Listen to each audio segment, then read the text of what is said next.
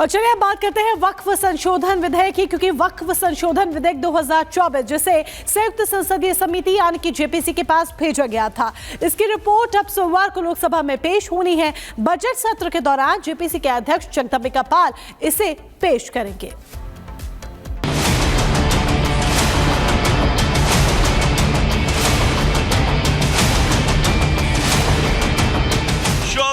बैठकों और करीब 107 घंटे की चर्चा के बाद आखिरकार वक्फ संशोधन पर जेपीसी की रिपोर्ट सोमवार को संसद में पेश होने जा रही है। जेपीसी ने इसमें संशोधन के बाद रिपोर्ट लोकसभा अध्यक्ष को सौंप दी थी।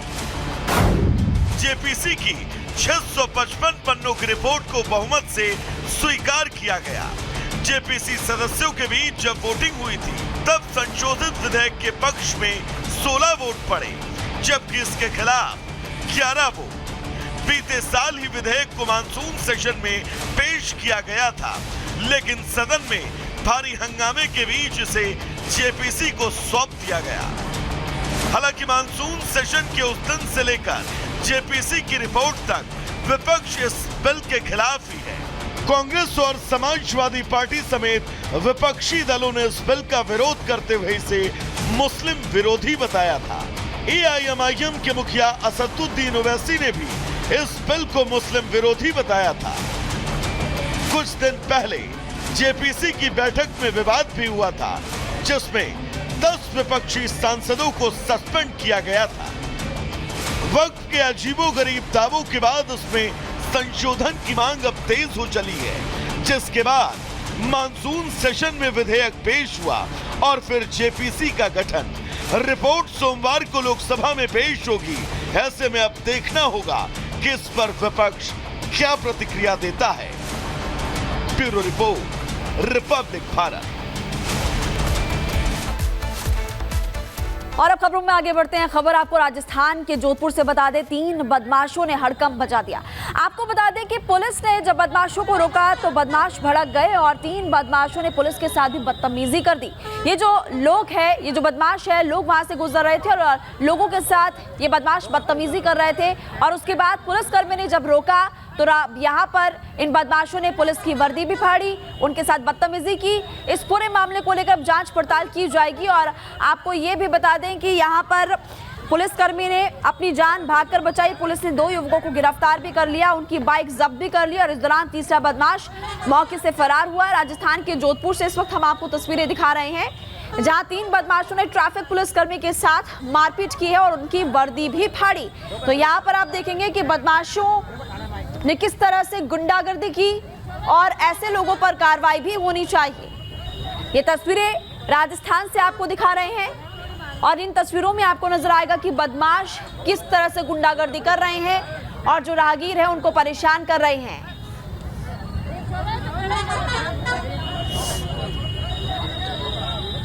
तस्वीरें आपको लगातार हम दिखा रहे हैं। पुलिसकर्मी ने जब राहगीरों को परेशान करने से रोका तो बदमाश बहुत ज्यादा भड़क गए और यहाँ पर आपको नजर आएगा कि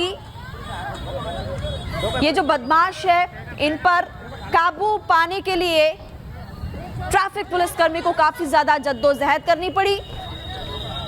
आतंक बदमाशों का लगातार जारी है। दिन दहाड़े की तस्वीरें आपको दिखा रहे हैं। देखिए किस तरह से ट्रैफिक पुलिसकर्मी के साथ बदतमीजी की, ट्रैफिक पुलिसकर्मी की वर्दी भी फाड़ दी और यहाँ पर लड़ाई भी हुई। और चलिए अब बात करते हैं ट्रंप 2.0 की पहली एयर स्ट्राइक की, क्योंकि जब से डोनाल्ड ट्रंप ने शपथ ली है उसके बाद से ही वो लगातार एक्शन मोड में नजर आ रहे हैं और एक के बाद एक एक्शन लेते हुए दिखाई दे रहे हैं। अब ट्रंप ने पहली एयर स्ट्राइक की है, सोमालिया में एयर स्ट्राइक की है। आतंकियों के ठिकानों को तबाह करने का काम ट्रंप की तरफ से किया गया है और उन्होंने सीधे तौर पर यह चेतावनी भी दे दी है कि जहां जहां छुपे हुए हो वहां से ढूंढ कर निकालेंगे। रिपोर्ट देखिए।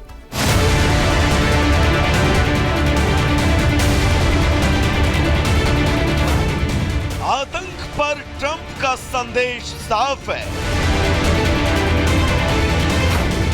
हम तुम्हें ढूंढ लेंगे और मार डालेंगे।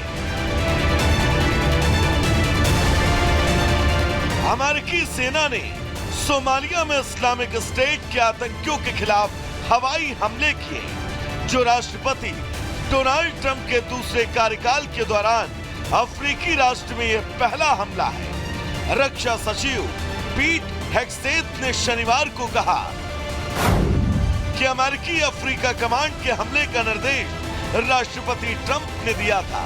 पेंटागन के मुताबिक इस हमले में ISIS के कई आतंकी मारे गए हैं। साथ ही पेंटागन ने यह भी कहा कि हमलों में किसी नागरिक को नुकसान नहीं पहुंचा है।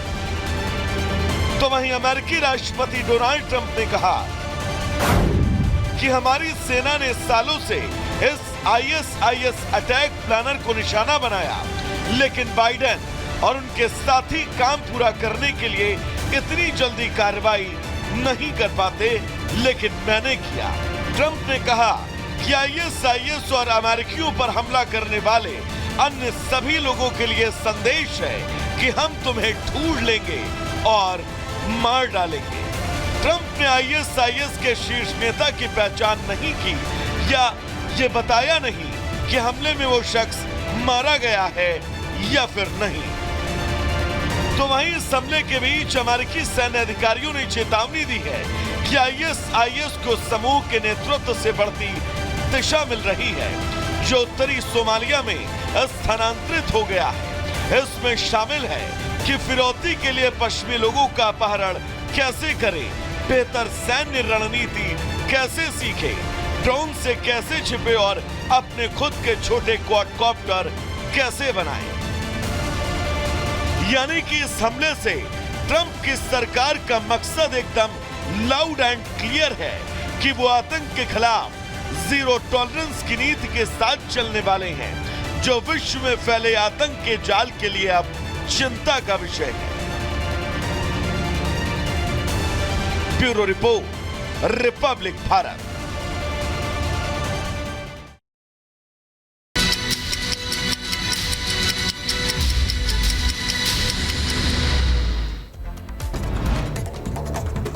ट्रंप ने अपने कार्यकाल में की पहली एयर स्ट्राइक सोमालिया में IS आतंकियों के ठिकानों को तबाह कर दिया। सोशल मीडिया पर लिखा कि हम तुम्हें ढूंढ लेंगे और मार गिराएंगे। खबरों में आगे बढ़ते हैं, अगली खबर आपको बताएंगे जहां पर ईरान ने एंटी वॉरशिप मिसाइल का सफल परीक्षण करने का दावा किया और 100 से 1000 किलोमीटर तक मिसाइल की रेंज दिखाई दी और तस्वीरें भी सामने आई। तनावपूर्ण संबंधों के बावजूद भारत ने बांग्लादेश को भेजा चावल की दूसरी खेप। 16,000 टन चावल लेकर 2 जहाज बांग्लादेश के मोंगला बंदरगाह पर पहुंचे। अमेरिका में विमान हादसे में 7 लोगों की मौत, 19 लोगों के घायल होने की खबर भी सामने आ रही है। आगे बढ़ते हैं और अगली खबर आपको बताएंगे और ये अगली खबर आपको बता दें कि सर्बिया से सामने आई है। विरोध प्रदर्शन लगातार जारी है और प्रदर्शनकारियों ने एक पुल की नाकाबंदी की और सर्बिया में छत गिरने से 15 लोगों की मौत के 3 महीने पूरे होने पर रैली भी निकाली गई। भ्रष्टाचार के विरोध में सर्बिया के छात्रों ने बड़े पैमाने पर विरोध प्रदर्शन किया और नदी पर बने पुलों को बंद भी कर दिया। हमास ने 3 इजरायली बंधकों को रिहा किया। रेड क्रॉस की मदद से सभी इजराइल पहुंचे और 15 महीने की कैद से रिहा होने के बाद परिवार से भी मिले। इजरायली पीएम नेतन्याहू ने बंधकों की रिहाई को लेकर के स्वागत किया और आपको बता दें कि यहां पर उनकी तरफ से संबोधन भी दिया गया, जिसमें उन्होंने कहा कि सुरक्षित तरीके से सभी जाए।